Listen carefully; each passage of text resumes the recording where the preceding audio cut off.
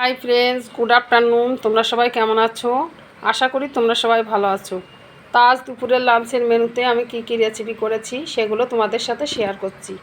তো বন্ধুরা, প্লেটে আমি ভাত সাজিয়ে নিয়েছি, আর কি প্লেটে ভাতটা গুছিয়ে নিয়েছি সেটা তোমাদেরকে দেখিয়ে দিলাম।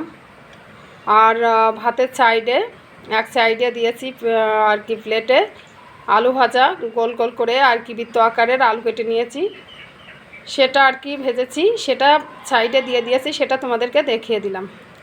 আর করেছি মুসুরির ডাল কাঁচা লঙ্কা চিড়ে দিয়ে, শুকনো লঙ্কা জিরে পেঁয়াজ ফোড়নে দিয়েছি। তো এটা মুসুরির ডাল।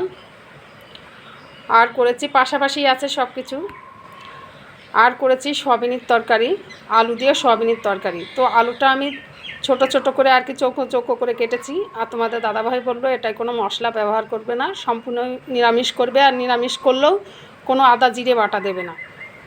তো আমি এটা আদা থেতো করে আর কি জিরে শুকনো লঙ্কা আদা থেতো ফোড়নে দিয়েছি, আর কাঁচা লঙ্কা চিড়ে দিয়েছি, আর লাল লাল পাকা পাকা টমেটো দিয়েছি, দিয়ে আর কি সয়াবিন আলু ভেজে রেখে দিয়েছিলাম, সেটা আর কি কষিয়ে জল ঢেলে দিয়েছি।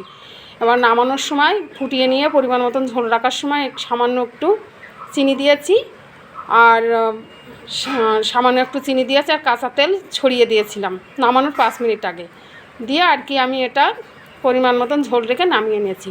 তো আজকে রেসিপি বন্ধুরার এইগুলোই করেছি: আলু ভাজা, মুসুরির ডাল, আর সয়াবিন আলুর তরকারি।